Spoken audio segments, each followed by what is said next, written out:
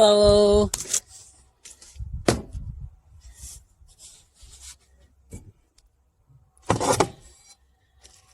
I'm Lucas Redbeard, and today I'm going to make some sauerkraut.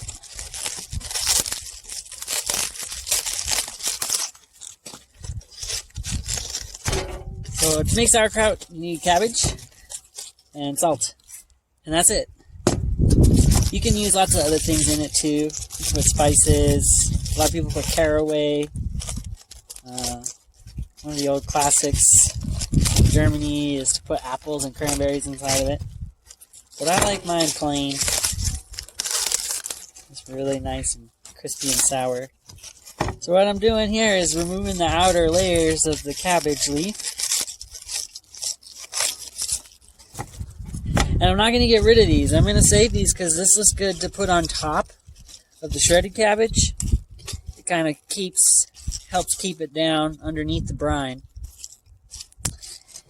in a way that if you do get any growth on top, you just pull these off and toss them.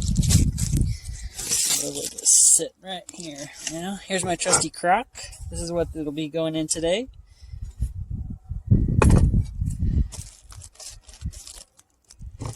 So I'm just doing one cabbage today. I'm about to head out of town. So I'm going to do this, and then hopefully by the time I get back, it'll be almost ready. I like to do my sauerkraut, let it sit for about 3 weeks to a month. And ideally 65 to 75 degree temperatures. I like cool. I like doing my kraut cool and slow. Gives a really good bite to it. So we're on the cusp of spring, which means it's getting warmer. It's about, I think it's in the 60s today, but it'll get down to the 30s at night still. So I have to keep that in mind when I'm thinking about how much salt to use. When it's hot out, you want to use more salt, because it slows down the fermentation process. When it's cold out, you want to use a little less. So since we're kind of in between, I'm going to use the usual amount of salt. As you can see, this is kind of the size I'm going for. You can do it thinner. You can use a grater. You could use, gosh, I'm missing the word. There's other tools you could use besides a knife to cut this up. Sometimes when I'm doing big batches, when I was making it for retail, I would use a food processor and just buzz it through that. That's pretty straightforward. And usually I like to use a bowl to put the cabbage into to mix it before I put it in the crock. But today I have just cleaned up all my stuff because I'm heading out tomorrow morning. So I'm just going to put it straight into the crock and mix in there. Because there's only one cabbage, and there should be enough space, I think.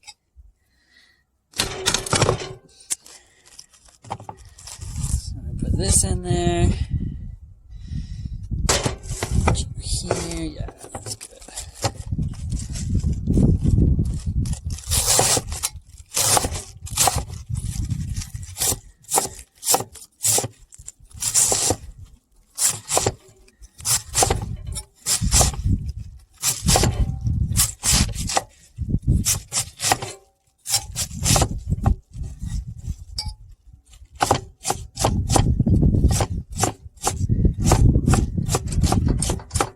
Alright, so there's my first little bit. I'm going to put it right on in the crock.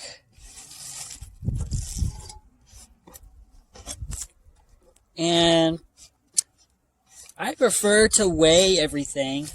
I like to use a ratio of 2.75% salinity by volume. So normally I would weigh this cabbage, and then I would weigh the salt, and I would put 2.75% of the volume of the cabbage, or the weight of the cabbage. I would put that amount, 2.75%, the weight of the cabbage, I put that amount of salt. I don't have a scale right now, so I'm just going to wing it. For one head of cabbage, Anywhere between 1 to 3 tablespoons of salt is going to be good. And so I'm going to do it by taste. I'm going to start with this half here. Give you a little peek what's going on. So as you can see, I put some salt on the cabbage. Maybe, I don't know, a teaspoon. Maybe I'll put a little bit more. The last batch I did, I oversalted, unfortunately, because of the lack of weighing. So I'm going to be a little bit lighter handed this time.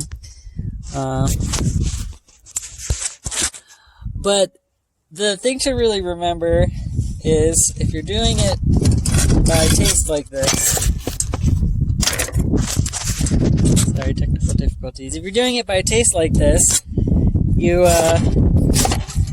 want it to taste like the sea. You want it to taste kind of like salty enough that you don't really want to eat a bunch of it, but not so salty that it's making you choke or anything like that. So I'm gonna mix this first batch up here a little bit.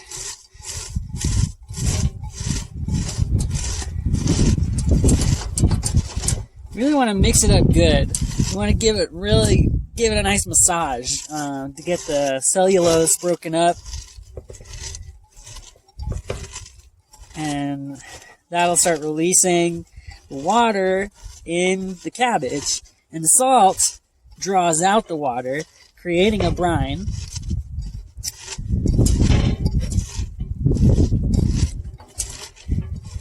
Yeah, that's pretty darn good already. Alright, so give it a little taste. Salt seems pretty good. Pretty spot on. I'm gonna say okay with that. Now I'm gonna put this one in.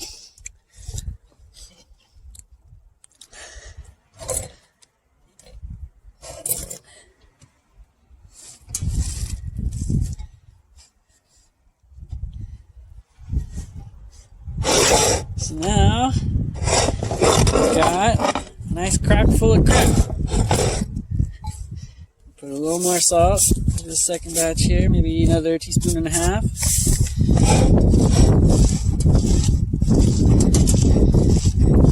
I think I've used maybe like a tablespoon total of salt on this one. It's kind of a small head of cabbage.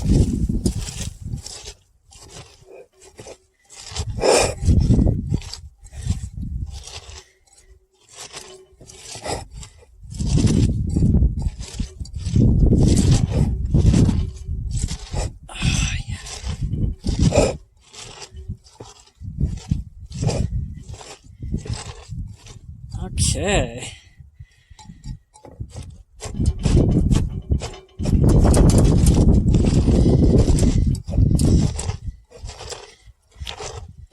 Yes. Now, since I'm going to be going away, I'm going to use a little trick that I've used in the past when I do big bulk fermentation in crocks. I'm going to take a plastic bag. And I'm going to do this for two reasons. The first, I'm going to wrap this in the plastic bag. This is a weight that'll go in here and it'll hold down the cabbage underneath the brine. So you want that to happen because if there's any oxygen in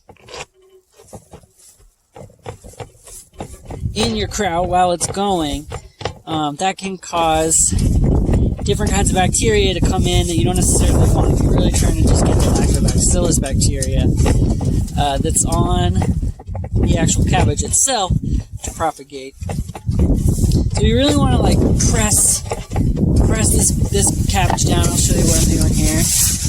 You really kind of punch it down.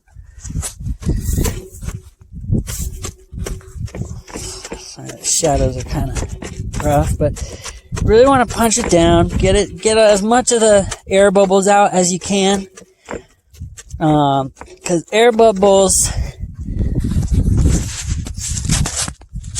have the potential to lead to kind of like a pink slimy kraut, when your kraut gets slimy, it's usually because there was too much air bubbles in the kraut while it was fermenting. It doesn't necessarily mean it's bad, but it's not exactly appealing to eat. So there's that. So I'm gonna wrap this in plastic because I just had, unfortunately, I just dropped it yesterday and broke in a couple places. I don't know if you can see.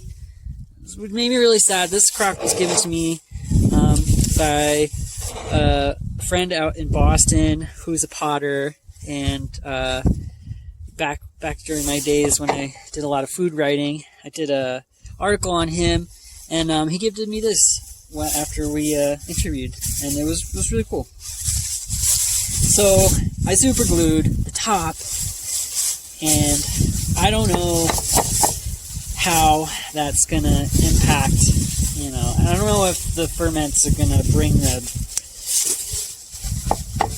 out any chemicals from the glue. So rather than take a chance, I'm just gonna double plastic it.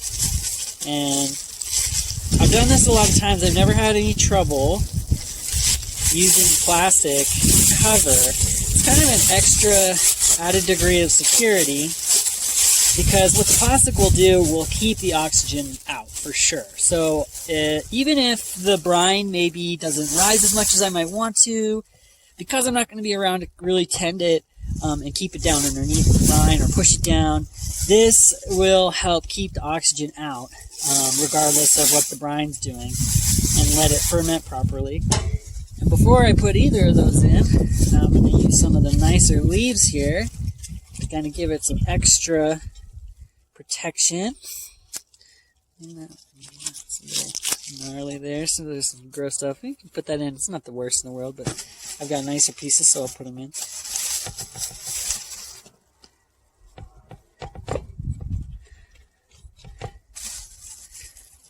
So, and that just covers up the kraut, gives you a little added security. Then I'm going to put this plastic bag in, like so. Put the weight on top of it.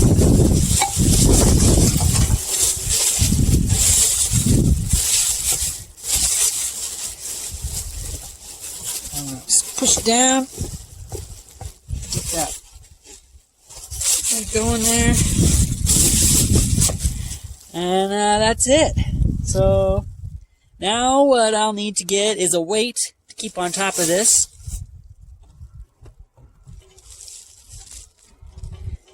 And that can be something as simple as a mason jar filled with water. So I'll fill this with water and then I'll put it right on top. I'll put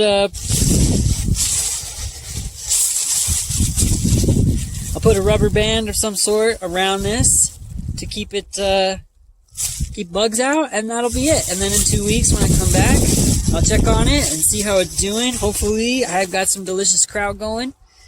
That's it. I mean, it's really simple stuff. So I hope you like this video. If you do, please let me know. I hope to be doing a whole lot more teaching like this in the next coming months. It's been really difficult for me to get to a spot where I can do more teaching, but I'm getting there. So I really am grateful for y'all encouraging me over and over again, and yeah, thank you for joining. All right, see ya.